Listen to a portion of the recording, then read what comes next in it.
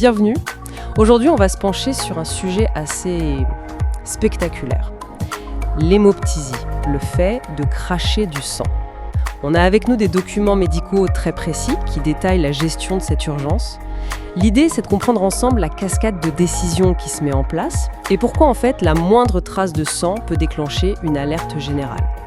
L'image qu'on a tous en tête, elle est très forte, on pense au film, on imagine quelqu'un qui se vide de son sang. Mais ce que nos sources révèlent, c'est que le vrai danger, le danger immédiat, n'est pas du tout celui-là. C'est exactement ça. C'est un retournement complet par rapport à l'intuition. La menace vitale dans une hémoptysie, ce n'est quasiment jamais la perte de sang en elle-même, le choc hémorragique. Le véritable risque, celui qui est immédiat et terrifiant, c'est l'asphyxie. L'asphyxie? Oui, c'est l'inondation des poumons par le sang. On se noie littéralement dans son propre sang. Se noyer, l'image est terrible. Donc c'est un problème, disons, de plomberie dans un espace qui n'est absolument pas fait pour gérer des liquides. Voilà, le poumon, il est fait pour échanger de l'air, pas pour stocker du sang. Quelques centaines de millilitres suffisent à tout inonder et à bloquer la respiration. C'est pour ça que la première question aux urgences n'est pas combien de sang la personne a perdu, mais plutôt est-ce qu'elle arrive encore à respirer. D'accord, la priorité est limpide. Mais avant même de parler de gravité, il faut être sûr de l'origine. Pour la personne qui vit ça, tout doit être confus. C'est du sang qui sort de la bouche, point. Comment un médecin peut-il savoir si ça vient des poumons, de l'estomac ou d'un simple saignement de nez ? Alors cette distinction, elle est absolument cruciale. Et pour un œil un peu exercé, les indices sont assez clairs. L'hémoptysie, donc le sang qui vient des poumons, est typiquement émis lors d'un effort de toux.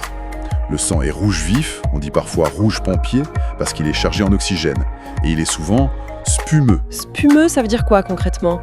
Avec de la mousse ? Des bulles d'air. Exactement. C'est un indice clé que le sang a été brassé avec l'air dans les bronches. D'ailleurs, certains patients décrivent même des sensations juste avant, comme un chatouillement dans la gorge ou une chaleur un peu bizarre derrière le sternum. Et l'autre grande possibilité, le sang de l'estomac. Ça, c'est l'hématémèse. Et là, le mécanisme est différent. Ça ne vient pas d'une toux, mais d'une nausée, d'un vomissement. Et la couleur, surtout, n'a rien à voir. C'est un sang plus foncé, noirâtre. On le décrit parfois comme du marc de café. Ah oui. C'est parce qu'il a été attaqué par l'aridité de l'estomac. Et puis bien sûr, il peut y avoir des débris alimentaires dedans. D'accord. Et la troisième piste, le nez ? Oui, l'épistaxis. Un saignement de nez qui coule dans l'arrière-gorge. On l'avale, puis on peut le recracher. Ça peut semer la confusion. Justement, les sources présentent un cas clinique très parlant, qualifié de piège diagnostique. Un homme de 72 ans, sous anticoagulant, qui arrive aux urgences pour une hémoptysie. C'est un cas d'école, vraiment. À première vue, on pense au poumon. Mais tout son dossier, tout le contexte clinique raconte une autre histoire. Il a des antécédents d'ulcères, il est anémique, ce qui suggère une perte de sang un peu plus ancienne, sa tension est basse, et surtout, il a mal à l'estomac. Donc tous les signaux pointent vers le digestif. Exactement. Mais alors, et c'est ça le piège, pourquoi on voit des anomalies sur sa radio des poumons ? Précisément, c'est ça le piège. Les opacités pulmonaires, en fait, sont très probablement dues à une inhalation. Le patient, affaibli, a vomi du sang d'origine digestive et il en a avalé de travers. D'accord, le sang est passé dans les bronches. Voilà, c'est un phénomène très fréquent, notamment chez les personnes âgées.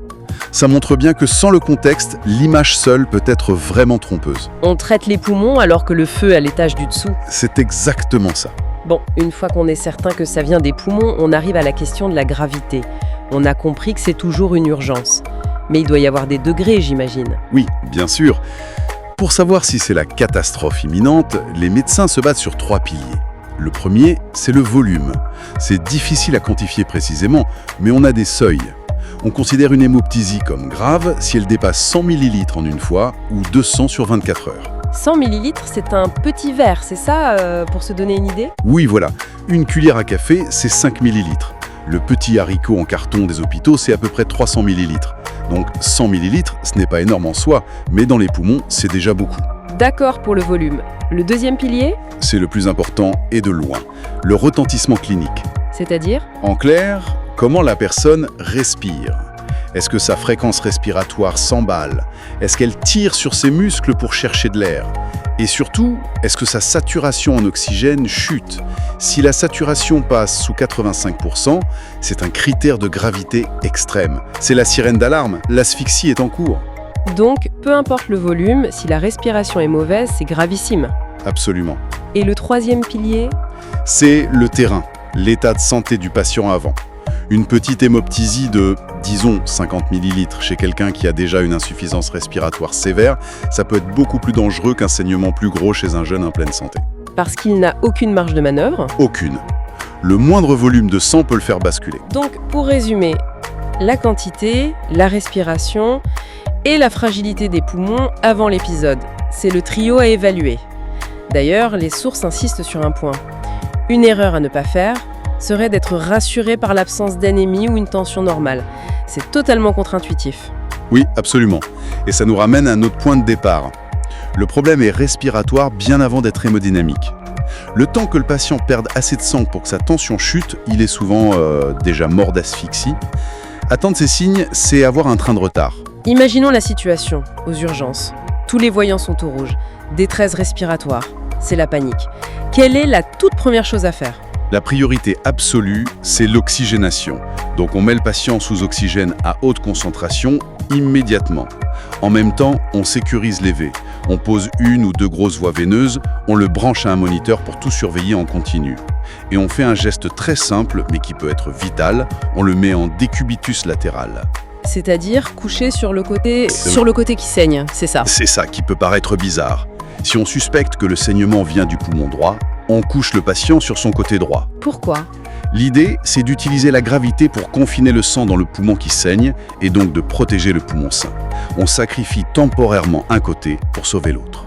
C'est du compartimentage d'urgence.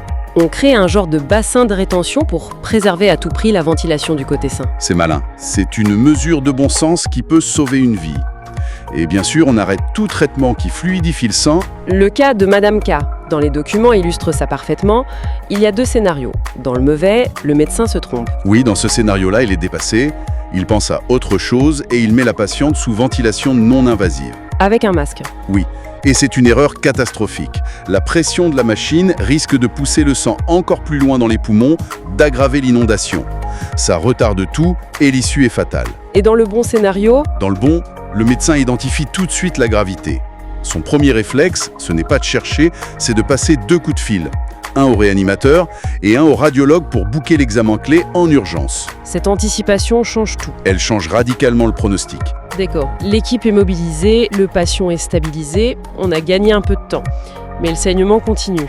Comment on fait pour trouver la fuite dans ce réseau hyper complexe que sont les poumons ? L'examen qui a tout changé, c'est l'angioscanner thoracique injecté.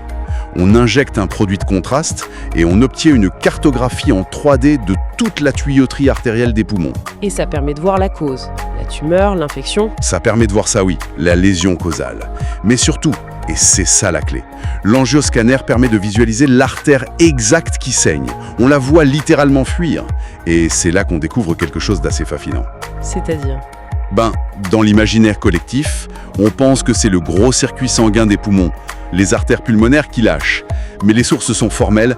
Dans plus de 90% des cas, le saignement ne vient pas de là. Il vient d'un autre réseau, beaucoup plus petit, la circulation artérielle bronchique. Attendez, il y a 2 systèmes de circulation dans les poumons. Un circuit principal pour oxygéner le sang et un petit circuit juste pour nourrir les bronches. C'est une excellente analogie. Le circuit pulmonaire, c'est l'autoroute, à haut débit mais basse pression. Le circuit bronchique, c'est le petit réseau de routes départementales, à plus haute pression, qui vient de l'aorte. Et c'est ce petit circuit qui casse dans 90% des cas. Et pourquoi lui en particulier ? Parce qu'en réponse à une maladie chronique du poumon, une vieille infection, une tumeur, ces petites artères bronchiques se développent de manière anarchique. Elles prolifèrent, elles deviennent hypertrophiées, tortueuses et donc fragiles. C'est le cas du premier patient, Monsieur B, qui est un exemple parfait de ça, non ? Exactement. Son angioscanner a montré une vieille caverne de tuberculose et à l'intérieur, une greffe de champignons s'est développée, un aspergillome. Et c'est cette masse qui, en frottant, en grignotant, a fini par éroder une de ces artères bronchiques hypertrophiées qui s'était formée autour. C'est la tempête parfaite.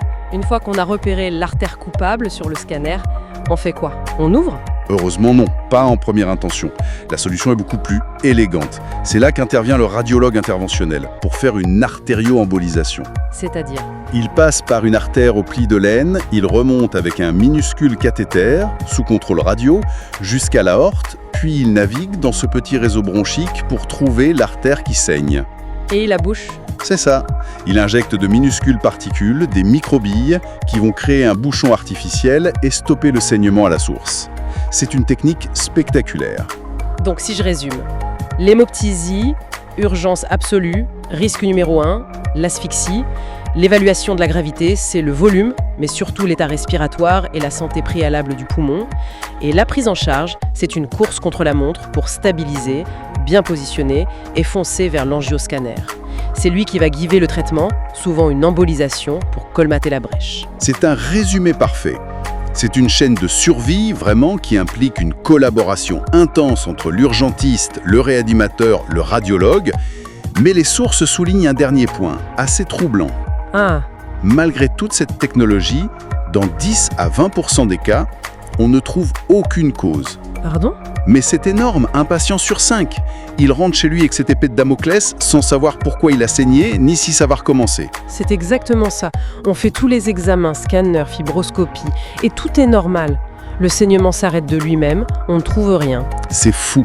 On appelle ça les hémoptysies idiopathiques. Et ça nous laisse avec une dernière question, une réflexion un peu en suspens. Sachant que la moindre petite hémoptysie peut annoncer un épisode massif, comment on gère cette incertitude chez ces patients ? Quelle est la juste balance entre une surveillance qui doit être terriblement anxiogène et le risque de passer à côté d'une récidive qui, elle, pourrait être fatale ?